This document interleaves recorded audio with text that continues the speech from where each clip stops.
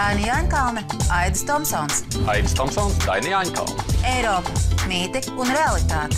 Viedokļi, versijas. Sarunas, diskusijas. Jautājumi, atbildes.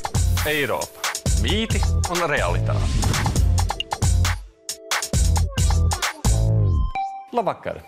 Man sauc Aidis Tomsons, un tas nozīmē, ka mēs tuvākajos mēnešos šajā laikā ik ceturtdienu tiksimies pēc panorāmas, lai runātu par dažādiem mītiem un realitātēm gan Eiropā, gan tepat Latvijā. Vasarā to, ko es saražoju, jo nepatērēju, es atdodu tīklā.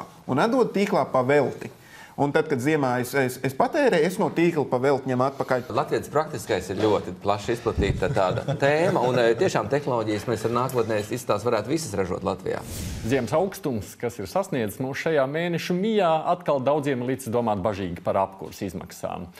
Vai nevarētu dzīvot lētāk, tērēt mazāk? Tas arī ir šī vakara mūsu temats, un mēs gribam runāt ne tik daudz globāli, bet vairāk par mūsu pašu mājām un ikdienu. Vai zaļāka, bet lētāka enerģija ir tikai mīts, vai arī tā ir realitāte?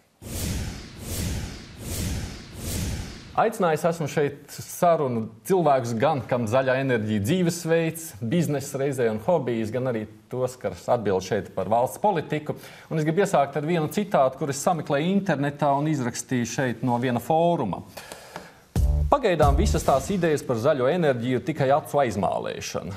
Man piedāvāja uzstādīt mājas saules kolektorus, siltumsūkni, tur vēl pasvieda ideja par savu vēja ģeneratoru. To pirmo divu izmaksas vien tuvojās 15,000 latiem. Man ir skaidrs, ka manā mūžā tas neatmaksāsies, tāpēc šobrīd uzskatu, ka visas tās ir tikai rotaļlietas bagātniekiem. Nu, ir jau taču visas tās iekārtas salīdzinoši dārgas, vai ne? Nu, ir 1000. Nu, kur lai normāls cilvēks ņem tādus 1000? Nu, kur? Uz doto brīdi, protams, no valsts mums dot ļoti lieliski iespēja apgūt šos līdzekļus, respektīvi iegūt 50% līdzfinansējumu, iekārtojot savu vai ierīkojot, teiksim, savai mājai atjaunojumu energoresursu kādu no veidiem, no tehnoloģijām, vai tas būtu siltumsūknis vai saules kolektors. Nu, piemēram, siltumsūknis, cik maksā? Ja mēs runājam par zemes, nu, teiksim, tādiem zemes dzīļu siltumsūkņiem, jā, vai tas ir ar urbumiem vai ar plaknes kolektoru, tā cena svārstās no ražotāja, no dažādām tehniskām, teiksim, lietām no 7 līdz pat 10–11 tūkstoši. Nu labi, saules kolektors, piemēram. Saules kolektoriem tā references cena, kas ir ministra kabineta noteikumos noteikti, tad tie 1200 lati kilovatu stunda, jauda 1 kilovats, ja? Nu, un attiecīgi, tad cik mājai vajadzīgs? Nu, piemēram, ja vidēji 150 kvadrātmetru mājai, cik vajadzētu? Nu, teiksim, varbūt kādi 3–4 kilovati, ja? Tad attiecīgi tas ir 3600 ja, līdz 5000 latiem idejiski. Taisnība ir tātad ap 15,000 kaut ko tādu uzstādīt. Nu, tas ir dārgi. Nu, vai tas atmaksāsies manā dzīvē? Neatmaksāsies, es taču rēķinu. Šeit, protams, pareiķinot saules kolektoru, ja mums plašāk izmantojamais kurināmais ir gāze, ja? Cik daudz var atmaksāties gāze, ja? Tādai privāti mājai, ja tā pareiķina, ja to ūdeni tā ļoti labi lieto un ir bērni, kas iet katru dienu vannā, ja? Tad atmaksāšanas periods ir 5 gadi un to var sarēķināt. Jā, bet es tā skatos, nu, gāzes izmaksas, siltumsūkņu izmaksas, nu, apmēram jau līdzīgi tiem cilvēkiem tie tēriņi. Nu, viņas ir ne tikai līdzīgas kā resursu ziņā, ja, bet arī ierīkošanas ziņā, jo cilvēki ļoti bieži, teiksim, aizmirst tādu lietu, kad viņiem tā gāze ir jāpievelk pie mājas, ir jāuztaisa projekts, viņš ir jāsaskaņo, ja. Tāpat tās arī jānopērk ir efektīvs gāzes katls, skurstenis un visas tās lietas, kas siltumsūknim pilnīgi un galīgi atkrīt, ja. Ja jautājums, cik maksā, tad jājautā vienmēr arī kad. Sākumā, tā laikā, nu, kad? Ja, tādā ziņā tas ir ļoti būtisks jautājums. Nu jā, bet tad, kad es kaut ko ceļu vai uzstādu saules kolektoru, kad es maksāju uzreiz? Bet te ir divas daļas tam jautājumam. Viena ir tas, ka, protams, ka iedzīvotāji skatīties, ko var nomainīt pašreiz no esošām, teiksim, jaudām. Jā. Labi, jā. Tā. Otra lieta, ja izvēlas jaunu būvniecību, tad ir izšķiršanās iespēja. Un mūsu, teiksim, klimata pārmaiņu finanšu instruments dod iespēju arī uzstādīt pilnīgi jaunai mājai, jaunbūvei, jau izvēlēties alternatīvu un pareiķināt, kas ir izdevīgāk. Un tad, protams, mēs nerunājam par māju, ka mēs krājam pa latiņam un tad liekam pa vienam ķieģelītim 20 gadus un tā māja uzbūvējas. Nu, tā nenotiek mūsdienās. Nu, notiek, tie ir sākotnēji ieguldījumi, kas ir jāuzdara, un tad tā efektivitāte dot to iespēju atpelnīt to, jo enerģija nekad lētāk nepaliks. Jā, bet vai ir tā, ka tā zaļā enerģija ir lētāka? Jo, nu, vai tas atmaksājas? Patiešām arī no tā tēriņa viedokļa skatoties.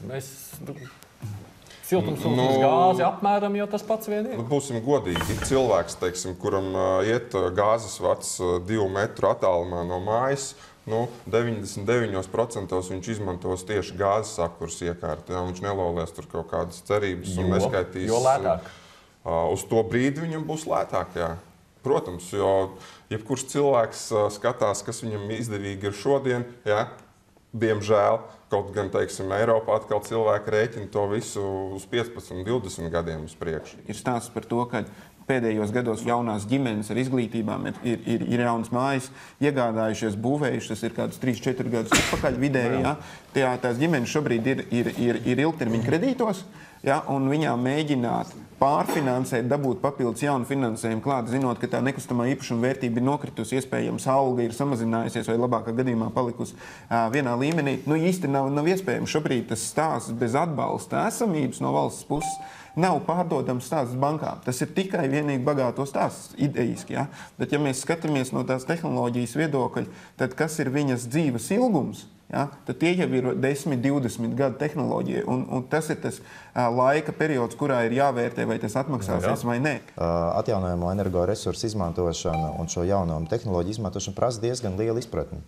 Tur, manuprāt, bez tāda laba padomdevēja neiztikt. Ja? Un kā arī, man liekas, šodien jau tikko mūsu sarunā izskanēja, ka nav arī vienas atbildes visiem.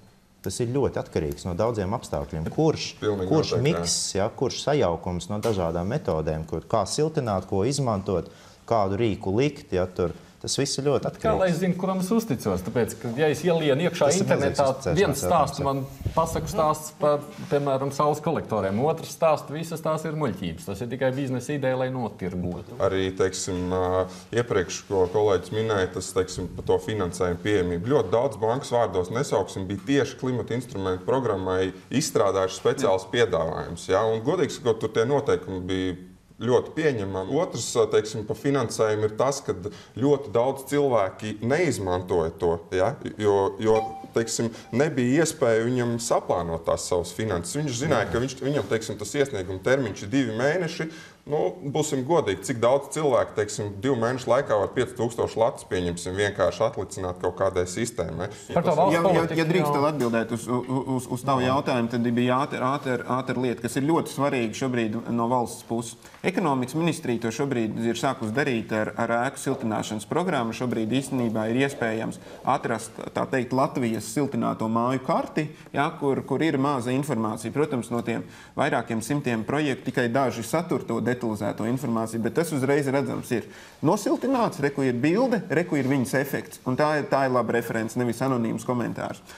Līdz ar to tu vari aizbraukt līdz mājai un dabūt, satikties ar projektu īstenotājiem. Otrā lieta, kas tad var palīdzēt konsultēt? Pagājušā gadā Lielbritānijā valdība nāca klajā ar tādu zaļo iniciatīvu, viņi tur vairāk nosaukumu, viens no tiem ir teiksim, zaļā siltumā iniciatīva, kad mājasaimniecības motivēja iet projām no gāzes īstenībā uz atjaunojumiem resursiem. Ir projektētāji, kas ir pirmais solis, līdz kuriem tu aizēji, un viņi tev anketē tavu mājasaimniecību. Viņi saka, jūs esat jauna ģimene, jums ir šobrīd 1 bērns, bet potenciāli jums būs gaidāms tur vēl 1 vai 2. Ja jums šobrīd ir māja, tātad jums enerģijas patēriņš pieaugs. Jums būtu jādomā šādos griezumos. Ja atnāk students, kurš saka, es dzīvoju savos 100 kvadrātmetros, tad viņiem atbild ir, diemžēl tev neko nevajag, tev tas neatpelnīsies, tev tas patēriņš ir par maz. Un tāda būtība, kur viņi mēģina pat veidot jaunu tādu enerģijas konsultantu tirgu, šķērsvīt ir projektētāji tirgus, kas atnāk un tev sakombinē labāko kombināciju no vairākiem avotiem, zinot tavu dzīves ciklu, teiksim, tavu dzīves ritmu, ja, patēriņu un tā tālāk. Latvijā personīgais energokonsultants. Īstenībā jā, bet valsts to pasaka, ka tādam ir jābūt, viņas grib certificēt, lai tā uzticība ir liela, ja. Lai nav tā, ka šobrīd atnākot pie saules cilvēkiem, viņi saka, Aidi, tikai un vienīgi saule. Aizies pie zemes uzņēmuma, viņi saka, nē, sākam ar šo. Un tā zināšanas, protams, ir pa mazu. Viens ļoti precīzs jautājums. Tagad ārā augsts, tikko visi pieredzam lielo augstumu. Cik, piemēram, normāli siltinātai mājai, cik vajadzētu iztērēt par apkurs izmaksām šādā augstumā? Ko lietot? Piemēram, 100 kvadrātmetru mājai. Grūti rēķināt, bet var pateikt tikai to, ka, ja teiksim, jūs dzīvojat tādā padomju standartos būvētā mājā, tad tipisks patēriņš droši vien būs kaut kur tuvu pie 200 varbūt kilovatstundām uz kvadrātmetru gadā. Savukārt labi nosiltinātā mājā tas būs stipri zem 100. Ja, kas nozīmē, ka jūsu apkurs rēķins, lai ko jūs kurinātu, varētu būt vismaz 2 reizes mazāk, varbūt 2,5, varbūt 3. Par siltām mājām, jāsaka tā, Daina Jāņkalna šajās dienās ciemojās pāris tādās siltās mājās. Daina Jāņkalne, Aidis Tomsons. Aidis Tomsons, Daina Jāņkalna. Eiropa, mīte un realitāte. Viedokļi, versijas, Sarunas, diskusijas, jautājumi, atbildes. Eiropa, mīti un realitāte.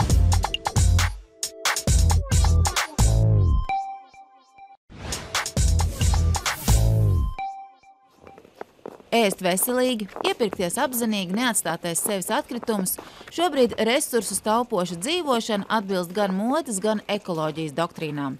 Piemēram, Jānis tirgo draugiem paša dravā vāktu medu un ceļ energoekonomisku māju no salmiem. Izklausās gan pēc 3 sivēna aktivitātēm, taču pašu celtnieku šāda asociācija nesamulsina. Redzēt, par 3 siventiņiem salmu būvniekiem ir ļoti labi atstrādāt frāzi. Problēma ir tajā, ka siventiņš šo māju aizmirs ar tiem māliem apmest. Ja viņš būtu apmetis ar māliem, tad nekāds vilks viņai nevarētu neko padarīt. Salmu bloka biezums ir 45 cm. No abām pusēm mēs uzliekam kārtīgi māla slāni. Iedomājieties, jums ir tik bieza siena, kas ir siltināta.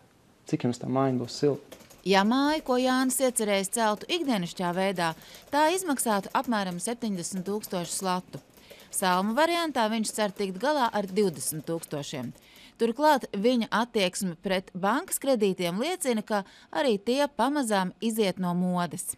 Ja tu ņem kredīti, tev ir tāda ikdienišķa nasta, ar ko tev visu laiku jārēķinās. Tu nevari dzīvē daļai būt pats sev noteicies. Tev ir obligāti jāiet uz darbu un jāstrādā tas darbs, lai vai kas notiktu, tikai tāpēc, lai nopelnītu šo naudu un atdot bankai. Ja tu šīs lietas dari bez šī obligātā sloga, ja, tad tu tomēr te dzīvē pieeja bišķiņ vienkāršāk. Tev var būt tā, ka vienu mēnesi tur būtu saņem mazāk vai nenopelna neko, praktiski citā vairāk un tam līdzīgi. Ja tērēšana un aizņemšanās vairs nav vērtības, gribējām dzirdēt, kas tad nāk vietā. Man ir būtiski, lai šajā gadījumā es ar to māju ceļu, tāpēc, ka es viņu ceļu pats. Tā ir sava enerģētika. Tad, kad tu to esi pats izdarījis, tad tu nevari salīdzināt. Tas pats, kas ar ēdienu gatavošanu. Tad, kad tu pats gatavo savu ēdienu, ko gan es nedaru, bet tad, kad tu gatavo sev vai būvē sev, tu pēc tam sajūti to atdevi no tā visa. Jānis savu celtniecības pieredzi visos sīkumos dokumentējis mājaslapā. Pēc apmeklējumu un komentāru skaita var spriest, ka viņš nav vienīgais, kas savu māju ceļ pats. Tomēr, cik celtnieku, tik metožu. Piemēram, Harijs nepavisam nav salmu māju fans, kaut gan arī aizstāv vienkāršas metodas. Labākie būvniecības principi viņa prāt esot apskatāmi Brīvdabas muzejā. Jūs vēlēties atvērt? Jā, es vēlējos apsīt, vai tādā mājā dzīvot silti? Jā, siltinē. Un daudz jākurina? Ļoti. Ja maizīt esot cepuši, tad 3 diennakts pēc tam nebija jākurina. Siltuma pietiekuši bija, jā. Paldies, Paklau, tad mēs nedrīkstam to logu turēt vaļā. Jātais ciet, paldies. Nākat iekšā, lūdzu. Paldies, tiesīgi. Harija pirms 3 gadiem būvētā māja, tērējot 6 līdz 8 smalkas pagalas dienā. Ja ziema silta, tas nozīmē 100 lati apkurē gadā. Ja stipri augsta, gada tēriņi vienalga nepārsniedz 150. Mājai ir 2 stāvi, 150 kvadrātmetri un tikai 1 krāsns. Nekas jau nav īpaši kosmisks sasniegts, tas salīdzina ar tiem vecajiem laikiem, ka patēriņš bija 8 tēri, manā gadījumā ir 4 tēri. Laika posms ir pagājis tepat 100 gadu. 100 gadu laikā tā māja tiek pieturās pie tās pašas vecās idejas. Vienīgi nedaudz ir modernāki siltinājumi, modernāki logi, modernāks durvis, kas ir siltāks, blīvāks. Vienkāršāk, varbūt pat modernāk tā pati krāsnes. Ideja, tie principi saglabājās. Mājai vislielākos logus izvieto tā, lai saule tajos iespīd pa ziemu. Savukārt jumts jāizbūvē tā, lai vasarā logus ēnotu un istabas nepiekarstu. Harija celtajā mājā nav arī moderno sintētisko celtniecības materiālu. Visus siltinājumus veido dažādi blīvumu koks, un pat dēļu spraugas ir aizdrīvētas ar linu. Viņš negribot būt nākamais, kuri nomoka alerģijas vai vēl kāda ļaunāka kaita. Tikko mēs izmantojam modernos materiālus, tie prasa, lai ātri viņus saražo, lai viņus ātri var iestrādāt, un tiem visiem materiāliem tiek pievienots dažāds ķīmiskas saistvielas. Tā kā mēs to māju uzbūvējam, mēs veidojam tādu savu veidu kā akvāriju, siltumnīcu. Jā. Un pieņemsim, ja tādīs telpās neveidinās vai netiek mainīts gaiss, tas gaiss, kas ir iestrādāti tie materiāli, sāk izdalīt dažādas tās ķīmiskās vielas. Vai lielākā vai mazākā koncentrācija. Tomēr vislielākie iebildumi Harijam ir ne tik daudz pret modernajiem materiāliem, kā pret zemiem celtniecības standartiem. Vairāk jau man patiktos, ka mēs paši Latvijā mācētu, kaut vai ne jau pasīvās mājas būvēt, kaut vai tie celtnieki mācētu realizēt to, ko prasa Latvijas būvniecības normatīvi. Tas jau būtu milzīgs, liels panākums. Tas būtu pirmais, jā.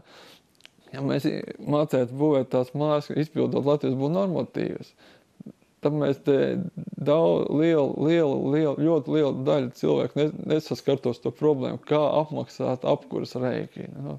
Tas būtu pilnīgs absurds. Un pašās beigās Harijs nāca klajā ar visai drosmīgu apgalvojumu. Un proti, ka viņš plaši apspriestās pasīvās mājas, vērtējot drīzāk kā ļoti labi izdomātu biznesa projektu, nevis kā kādu revolucionāru jaunumu enerģijas taupīšanas jomā. Jo ļoti ekonomiskas mājas cilvēki esot pratuši celt jau pirms 100 gadiem. Lūk tā. Un tagad man interesē, vai studijā ir kāds, kurš šim apgalvojumam ir gatavs iebilst. Paldies, Daina, tev par sižetu. Šo jautājumu tad arī varam uzdot tālāk studijas viesiem. Te mēs redzējām siltas mājas, kurās cilvēkiem pietiek ar dažu pagaļu iekurināšanu. Tas stāsts īstenībā ir par izmantojumiem materiāliem mājas būvniecībā. Ja? Ja mēs tā paskatīsimies, no kā tu būvē, teiksim, pasīvo māju, pamatā tur ir koks un izolācija. Ja? Un plēve. Jā. Jā, līdz ar to mēs iegūstam, teiksim, pateicoties plēvei, mēs iegūstam jau termosu. Ja plēves nebūtu, tad tā būtu principā tāda vecā, teiksim, tipa koka māja. Ja? Jo arī, teiksim, mūsu senči, kas tās mājas, teiksim, būvēja no koka, viņas ir pietiekami siltas. Kāpēc? Ja? Šobrīd uzbūvējot guļbūvi, mēs varam paskatīties, ka tas baļķis ir sašķēlies pa 50% un viņš vienkārši cauri salst. Ja? Bet tā laika guļbūvu mājām tie baļķi kaut kā vēl šobrīd veseli. Ja? Mācīt pareizi nocirst. Jautājums, jā, kad viņu nocirst, un tieši tā. Ja tur bija arī sižets, kur viņi saka, ja iekurināja maizi cepa, tad 3 dienas pēc tam varēja nekurināt to māju vairs. Jā, bet vēl pabeidzot par to siltuma pusi, ja, to siltuma zudumu novēršanu, ir tas, ka ir tādā termosā ir nepieciešams arī gaiss un mikroklimats. Ja? Un to bieži vien aizmirst, un tas ir ļoti nopietns arhitektūras uzdevums par šeit tādas ēkas plānojot. Un to panāk, protams, ar piespiedu ventilācijas sistēmu ar siltuma atguvi, ja, jeb rekuperāciju. Es arī palūkojos mazliet, piedāvāju tādas arī pasīvās mājas celt, bet dārgi. Es neatceros 700 lati kvadrātmetrā vai tam līdzīgi. Cilvēkam taupīga māja, tad atkal jādomā, vai te vērts. Bet tas ir tieši tas stāsts. Ja mēs šobrīd mēģinām tā šodien uzreiz pateikt, tad sākam jaunu dzīvi, ja? Tas būs ievērojami dārgāk, protams. Un tas ir pakāpeniskums, un tam mēs nonākam atpakaļ līdz tam jautājumam. Var māju būvēt pakāpeniski, ja valsts tev pretī saka, ka mēs šādam pakāpeniskai mājas uzlabošanai, lai viņa kļūtu iespējami neatkarīgāka no turpmākiem cenu pieaugumiem, mēs tādu filozofiju atbalstam. Tas nozīmē mājas, būvu normatīvi un tā tālāk. Ir virkni valsts, viena no tām ir Lielbritānija, kas uzliek par pienākumu esošam īpašniekam palielināt ēkas energoefektivitātes klasi. Viņiem tur ir sadalījums A, B, C, D, E klasi.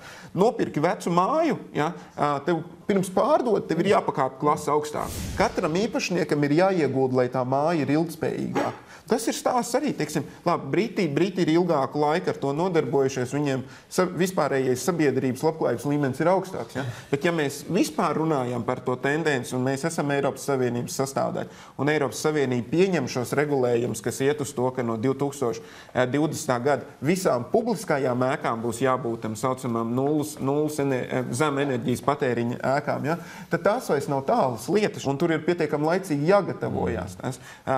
Iespējams, ka būs jārenovē vēl vienreiz, jāpārsiltina tās mājas, kas ir sildītas 90. gadu beigās, 2000. gadu sākumā, ja, ka ļoti daudz gāja puteklas un tā tālāk. Viņš vienā mirklī, var atkal kļūt nepieņemams, ja vairāk uz tālāk šiem ekoloģiskiem siltumizolācijas materiāliem. Ja. Ir šobrīd un būs arī nākotnē pilnīgi noteikti valsts atbalsts dažādu šādu enerģijas taupošu un arī atjaunojumu. Kādā veidā tas atbalsts varētu izpausties? Kā? Jo mums atbalsts dažādi. Šobrīd ir konkrēti piemēri, valsts finansē no vienas ministrijas, no ekonomikas ministrijas māju siltināšanu, daudzdzīvokļu māju siltināšanu. Privātā līmenī, mājasemniecība līmenī tiek finansētas gala iekārtas, tiek finansēta māju, siltināšana, energoefektivitātes palielināšana tā tālāk. Bet tas, kas ir būtiski, manuprāt, šobrīd, mēs skaidri nezinām, cik strauji tehnoloģijas attīstīsies. Mēs zinām, ka viņas attīstīsies un visticamāk diezgan strauji, bet kuras kļūs pirmās efektīvākas, nezinām. Es jebkuram, kas māju būvē, ieteiktu vienkārši paredzēt to, ka gala iekārtas ir maināmas. Kad tu, veidojot māju, iestrādā iespēju galā piekabināt to uz jumta, piemēram, kas tajā brīdī būs pats efektīvākais. No, bet tas ilgtermiņa jautājums par to politiku ir. Kā lai es zinu, kas notiks ar dažādām izmaksām pēc gadiem 2, 3? Es nezinu. Jebkurš iedzīvotājs, uzņēmums vai kā savādāk tai filozofiskai attieksmei, ja viņš grib saņemt jebkādu valsts atbalstu, būtu jāsaprot, ka valsts var kaut ko no tevīm prasīt pretī. Būtiskākais, kas valstī būtu jāprasa pretī, ko valsts šobrīd neprasa, ir dati. Viņiem vismaz reizi gadā var būt, ja ir gribētāji, tā teikt, ir jāļauj apskatīties, kāds tad ir tās mājas iekārtojums, ko tas no sevi Jo pēc būtības valsts to var prasīt. Valsts saka, ja tu negribi rādīt savus datus, tad nepretendē uz valsts atbalstu. Gribi valsts atbalstu, rēķinies, ka vienreiz gadā tev ir jāuztais atvērtā nedēļas nogala, kad var cilvēki braukt un skatīties. Tā ir viena lieta ar projektiem. Otra lieta, kad vispār jāskatās, jāmēģina saprast, no ilgtermiņa viedokļa, kur Latvija kaut kādā Eiropas Savienības mērogā mēs gribam būt un ko mēs gribam darīt. Tehnoloģijas strauji mainās. Tas, kas ir Vācijā vakar, tas pie mums būs pēc 2 nedēļām vai gada, ja? bet Vācijā jau kaut kas tikmēr jauns ir. Un tad Latvija ir iespējams, lai viss jaunais pie mums jau no paša sākuma nāk pieteikt tēmu, ka mēs esam attiecībā uz jaunām tehnoloģijām šitās kaut kāds laboratoriju centrs. Ja mēs sakam, jaunās tehnoloģijas brauciet uz Latviju. Tehnoloģijas mainīsies, bet tie izēja resursi jau tik ļoti nemainīsies. Un ja ir jautājums par ilgtermiņu, bet tā praktiski, jebkurš sapratīs, ka ilgtermiņā, ja mums ir pašiem savs resursi, mums ir mūsu vējš, saule, mūsu meži, mūsu biomasa, un vēl viss kaut kas, tas ir neatņemams kopumā. Un skaidrs, ka mums ilgtermiņā jāiet uz to, ka mēs to importēto enerģiju, kas šobrīd objektīvi ir, viss fosilais gāze, tur benzīns, dīzelis, mazuts, tā tālāk, tas viss ir jāmaina, tas īpatsvars. Kas nozīmē, ka ilgtermiņā tā pārēja uz atjaunīgiem energoresursiem būs. Tas ir tas, uz ko tai politikai ir jāiet. Ja mēs par jaunām tehnoloģijām, tad mums ir vēl viens sižets, kur droši vien vērtētu ir noskatīties par kādu tādu, es teikšu tā, entuziastu, un jādomā, ka tādu entuziastu nav tikai viens, kurš mēģina rast kādu savu risinājumu šīs enerģijas patēriņam. Daina Jaņkalne, Aidis Tomsons. Aidis Tomsons, Daina Jaņkalne. Eiropa, mīti un realitāte. Viedokļi, versijas. Sarunas, diskusijas. Jautājumi, atbildes. Eiropa, mīti un realitāte.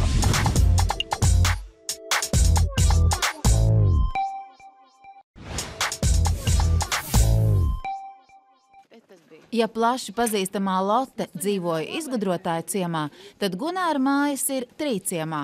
Arī nosaukums kā no pasakas, ideāli piemērots tādai personībai kā viņš. Gribētu teikt, es esmu radošs un cenšos būt izgudrotājs. Tas ir mans bērnības sapnis, bet profesija izgudrotāja nav, tāpēc nākās savādāk sevi saukt. Izgudrotāji pēc aicinājuma Latvijā nav daudz, taču viņi viens otru pazīst un par reālām sauc arī pavisam trakas idejas. Piemēram, no ūdens iegūta liesma, kas kausē smiltis. Ja kādreiz nopelnīšu 1 miljonu, tad es investēšu projektā, lai mēģinātu būvēt stikla ceļus asfalta vietā. Tomēr šobrīd Gunārs nodarbojas ar daudz ikdienišķāku uzdevumu. Viņš būvē dārzā vēja ģeneratoru, kas ļautu samazināt ikmēneša komunālos maksājumus vismaz par 100 latiem.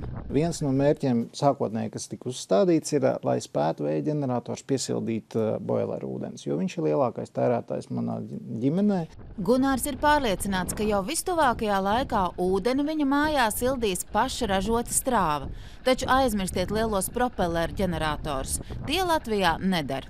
Ir viegli nopirkt viņus, bet paskatoties kaimiņiem, kā viņš strādā, paskatoties, kā citiem ir pieredze un pat jāsaka dārgākas iekārtas, ka nopērk bagātnieki, viņi visi ir vīlušies.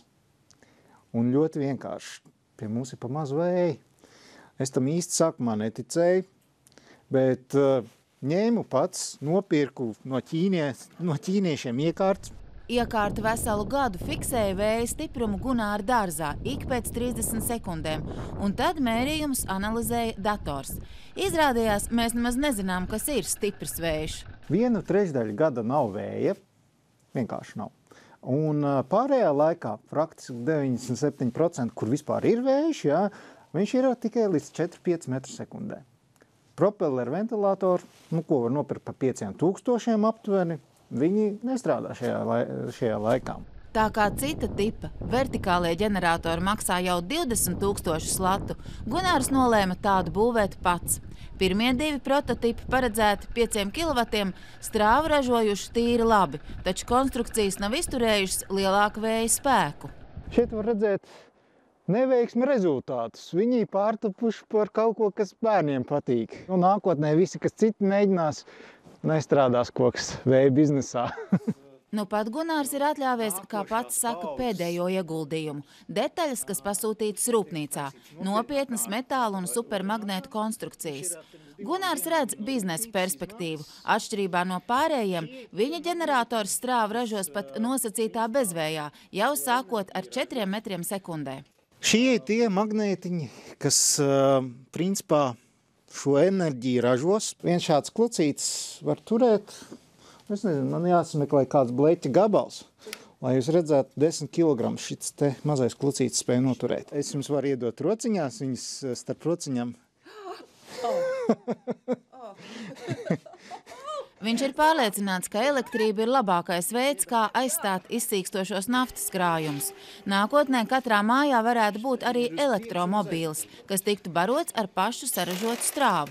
Gunārs šim nolūkam domā par jaudīgāku ģeneratoru, bet braucamrīks jau ir uzbūvēts. Pašlaik viņš neizskatās ne pēc kā, viņam ir tikai rāmis, jā, bet viņš taps par 3-vietīgu elektromoci, kur aizmugurē būs vieta 2 bērniem. Tas ir īstenībā tikai laika jautājums, kad uzlikt viņam tādu skaistu virsbūvi. Tas ir visās mašīnas, kad viņas ir plikas, tad viņas neizskatās ne pēc kā. Darbi notiek ar pārsteidzoši pieticīgiem resursiem, taču ne tikai naudas trūkuma dēļ. Tā ir daļa no viņu filozofijas. Tā ekoloģiskā pieeja, jā, izmanto vēlreiz, man šķiet ļoti, ļoti pievilcīgi, jo mēs tādā veidā padarām to pasauli tiešām krietni draudzīgāk pret resursiem. Piemēram, šajām te elektromocim dzinēju, veļas mašīnas salūzušas uzdāvināja kaimiņš ciematā. Šo te moča rāmi un riepas un riteņa lietas visus uzdāvināja kaimiņš ciemata tajā galā.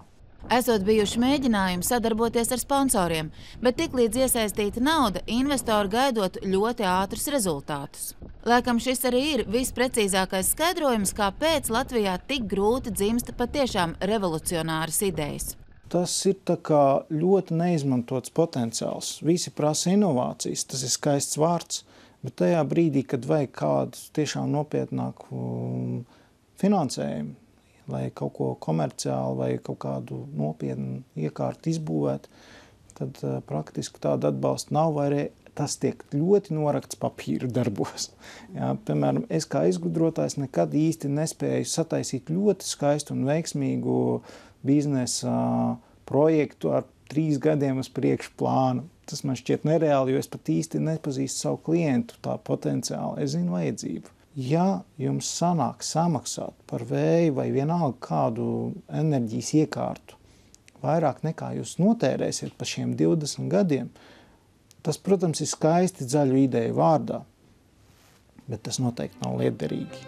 Gunārs ir pārliecināts, ka viņa ražotais ģenerators spēs sevi atpelnīt un nolēms pieteikt savu ideju biznesa inkubatorā. Varbūt tiešām jābeidz pret izgudrojumiem izturēties kā pret hobiju un jāmaina darbs. Tas ir maz drusku tā dīvains sajūta. Jā. Jāpabaro ģimene. Ir ļoti rokas stiepiena attālumā, ir lielā nauda. Un tu viņu nevari dabūt, tāpēc, ka tev paliek krikvacīts no ģimenes budžeta. Paldies, Dainai, par šo sižetu. Kamēr mēs skatījāmies, tikmēr mēs šeit esam nosaluši. Mums ministrs uzvilka žaketi, ko es secinu, līdz ar to šī māja nav siltināta pēc vajadzīgiem standartiem vai tam līdzīgi. Veitvers prasītos, ja tu katrais durvis uzreiz. Kā uzreiz nākies. Nav padomāts tā, kā vajadzētu. Bet, ja mēs runājam tagad par to sižetu, ko mēs redzējām, tādu cilvēku, kas paši meklē risinājumus. Jā, tāda Latvijas praktiskais ir ļoti plaši izplatīta tāda tēma, un tiešām tehnoloģijas mēs ar nākotnē varētu visas ražot Latvijā. Bet, protams, tam vajadzīgs mazliet tāds ieguldījums un sākotnēji investīcija. Bet tāds atbalsts arī ir. Mums ir pilotu projekta atbalsta programma, kur varēja iesniegt eksperimentālās izstrādes iekārtas, teiksim, vertikālais asas vējas ģenerators. Viņam vajadzētu vēl arī cilvēks droši var doties, es domāju, tuvāko inkubātoru, kur, teiksim, viņam noteikti izstāstīs un palīdzēs saprast, kā to, kad viņam sanāks, kādā veidā viņš visu var padarīt kaut kādu komercializējumu lietu, varbūt patentu. Viņš jau šobrīd apsver domu, iet uz inkubātoru un tam līdzīgi. Pie tam, ja piepildīsies ekonomikas ministrijas plānu, kad arī caur Latvijas Investīciju attīstības aģentūru jaunu produktu izstrādē ir iespējams saņemt līdzfinansējumu, tad tas vēl ir papildus avots. Protams, atgriežoties pie inkubātora, inkubators tomēr viņam prasīs tādu nosacījumu, pēc pieredzes var teikt, kur tu to pārdosi. Un, ja mēs paskatīsimies reāli Latvijas tirgu, tad mans viedoklis, kad vēja ģenerators tomēr, teiksim, kas attiecās uz privāto sektoru, viņš īsti nav piemērojams. Pieļaujamais masta augstums ir, ja nemaldos, ap 15 metriem. Viņam būs zemāks. Lūk, un tad tajos 15 metros tas vēja stiprums un turbulentie vēji, viss, kas ar to saistīts ir, viņš ir pietiekami, teiksim, nepatstāvīgs un tās sistēmas. Es domāju, ka mazo vēja ģeneratoru uzstādītie iebildīs, jo ir ļoti daudz projektu pašreiz. Es domāju, šī gada beigās mēs redzēsim klimata pārmaiņu finanšu instrumentu mikroģenerācijas atbalstā pašreiz no pirmās kārtas, no 1300 projektiem. 109 ir elektrības projekti, kuriem puse ir saules baterijas un puse ir mazais vējš līdz 10 kW. Par elektrību runājot, mēs visu laiku par siltumu runājam, salstam un tā tālāk.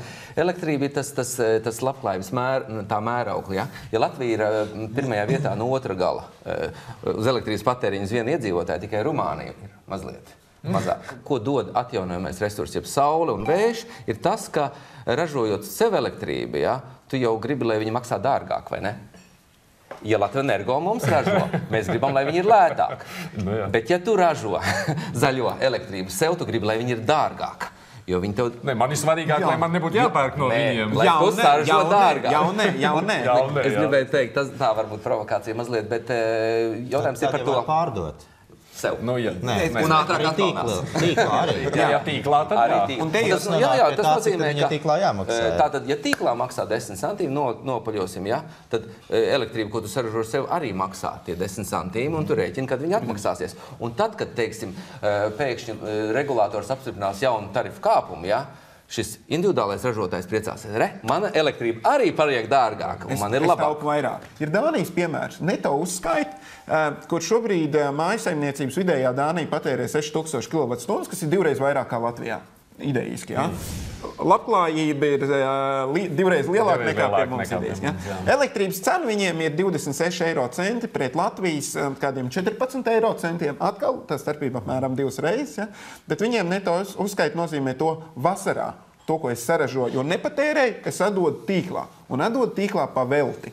Un tad, kad ziemā es patērēju, es no tīkla pa velti ņem atpakaļ. Proti ļoti liels valsts atbalsts netieši no tā, ka es pa velti uzglabāju savu enerģiju. Latvijā šobrīd ekonomikas ministrija ar izstrādāto atjaunojamās elektroenerģijas likumprojektu plānoja, ka šī neto uzskaita ir mēneša ietveros.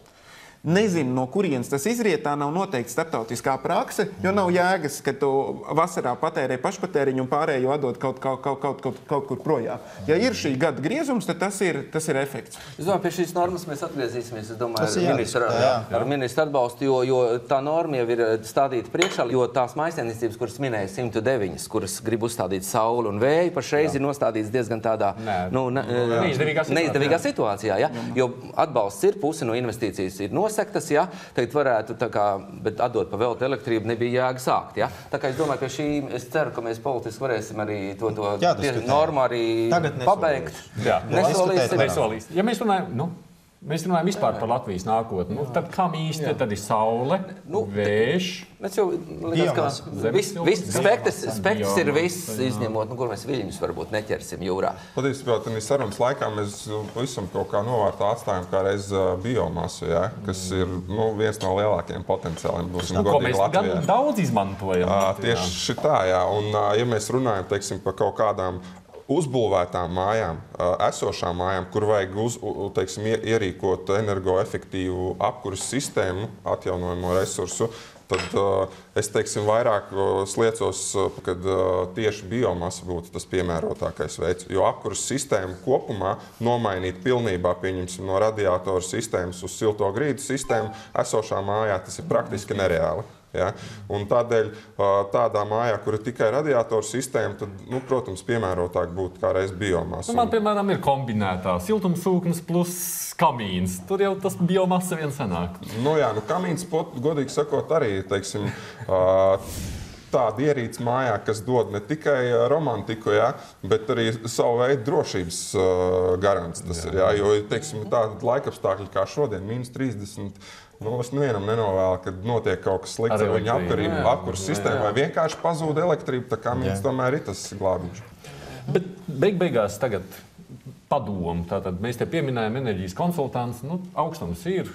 Siltāku māju, gribas varbūt stimulus aiziet. Pie kā tam man aiziet aprunāties? Varbūt? Izvēloties jebkuru apkuras veida sistēmu, aprunāties ar kaut kādiem neatkarīgiem cilvēkiem, un pēc tam jau griežoties pie attiecīga kompānijas, arī viņiem paprasīt kaut kādu klientu sarakstiņu, ja? Jo ir pietiekami daudz, teiksim, cilvēki atsaucīgi un laipni, kas būs gatavs pusdienu veltīt un stāstīt, cik viņam forša sistēma uzlikt un cik viss ir jauki, vai arī otrādi slikti. Ja? Jāmēģina vairāk nekā vienu vai divus aptaujāt tehnoloģiju piegādātājus, montētājus. Tam arī katru gadu ir bijusi izstāde māja, kurā mēs no ministrijas arī vienmēr ļoti aktīvi arī aicinājām runāt par to. Par to, ka darētu tādu, kaut kādu certificētu, neatkarīgu.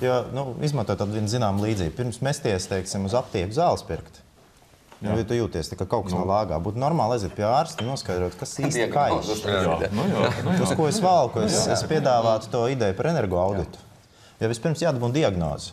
Kas konkrēti tavam mājoklim kaiš? Būtiski ir, kad mēs tagad runājam par daudzām jaunām lietām priekš Latvijas. Tās no kombinēšanas, no dažādu resursu kombinēšanas viedokļa, tās ir jaunas lietas arī Eiropas mērogā. Piemēram, Somija. Viņiem saule un virkni šie autonomie risinājumi ir vasaras mājām, ja, tur uz salām, kur elektrība nekad nebūs. Un tas ir sektors, kur valsts neko nepalīdz. Ja tu esi tik turīgs, ka tev ir māja, tad pats risini. Bet valsts, Somija, attīsta, dod finansējumu uzņēmumiem, lai viņi ar šīm jaunām tehnoloģijām to Somiju padara par zināmu izmēģinājumu poligonu. Tikai vienu iemeslu dēļ viņi saka, mūsu saules tehnoloģijām Somija nav tirgus. Mūsu saules tehnoloģijām tirgus ir Āfrika, Dienvidamerika un citas siltās ir. Proti, Somija nenormāli investē zināšanās, kas paliek Somijā, izstrādātie produkti, bet tālākie tirgi ir citi. Viņi saka, mēs tērējam katru eiro centu tikai ar vienu mērķi, lai Somu uzņēmumi kļūst konkurētspējīgāki pasaulē vienā no visstraujāk augošajiem tirgiem. Un tas ir tas būtiskākais, kas būs jāmēģina, manuprāt, Latvijā. Protams, ka neviena ražotne nebūs teiksim, tāda pelnīt spējīga, ja viņi koncentrēsies tikai un vienīgi uz Latvijas tirgu. Un uz ko mēs, teiksim, ražojot kaut vai tos pašus savus siltumsūkņus, saules kolektorus, kam mēs viņus pārdosim? Protams, ka ne jau vāciešiem atpakaļ, kam ir jau simtiem rūpnīcas, kas to nodarbojās. Ja?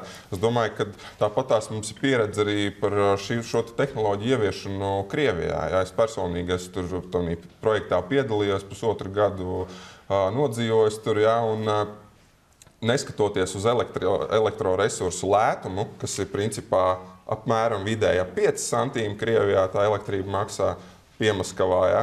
Ar visu to viņiem ir ļoti liela interese par šīm tehnoloģijām, bet vienīgais ir bailes par pielietojumu. Ja? Tāpatās, kā tas bija pie mums Latvijā. Šobrīd neviens īpaši nediskutē par siltumsūkni, vai viņš strādās vai nestrādās. Visi zina, kas tas tāds ir, bet tur ir pirmais jautājums atkal atgriežas pie tā, kā tas var būt, no kurienes siltums, ja pilnīgi neticība tai tehnoloģijai. Ja, ja tur kāds bagātāks cilvēks ir bijis kaut kur Eiropā un tos trubus ir pačambījis, ka viņas ir karsts, tad viņš saka, jā, tas viss strādā super, es arī te gribu tādas mājās. Ja. Nu labi, mums gan zināmākas, gan mazāk zināmas lietas šodien ir pārunāts. Jādzīvo jau šodien, protams, un līdz ar to jārēķina, cik tas maksā šodien un kāda ir šī ziema. Lai arī kā nebūtu, es jau arī gribu dzīvot lētāk, maksāt mazāk. Es vienīgais uzreiz rēķinu, vai es varu atļauties. Un tas ir jautājums, kas droši vien katram jāizrēķina. No jums savukārt jautājums ir par to, kāda ir tā valsts politika, lai mēs domātu vispār par tādām lietām kā siltināšana un efektīvāka dzīvošana. Es jums saku paldies, ka jūs atnācāt šeit un acīm redzot līdz nākošajai reizei un uz nākošo raidījumu tiksimies. Būtībā bijuši tikai, teiksim, cik es varu atcerēties, 2 situācijas, kur es neesmu varējis ar latviešu valodu tikt cauri. Citādi būtībā, ja uzrunā cilvēks, ja viņš te uzrunā krieviski, atbild latviski, man vienmēr ir kaut kāda komunikācija sanākusi latviešu valodā, ka mēs esam sapratušies. Daina Jaņkalne, Aidis Tomsons. Aidis Tomsons, Daina Jaņkalne. Eiropa, mīti un realitāte. Viedokļi, versijas. Sarunas, diskusijas. Jautājumi, atbildes. Eiropa, mīti un realitāte.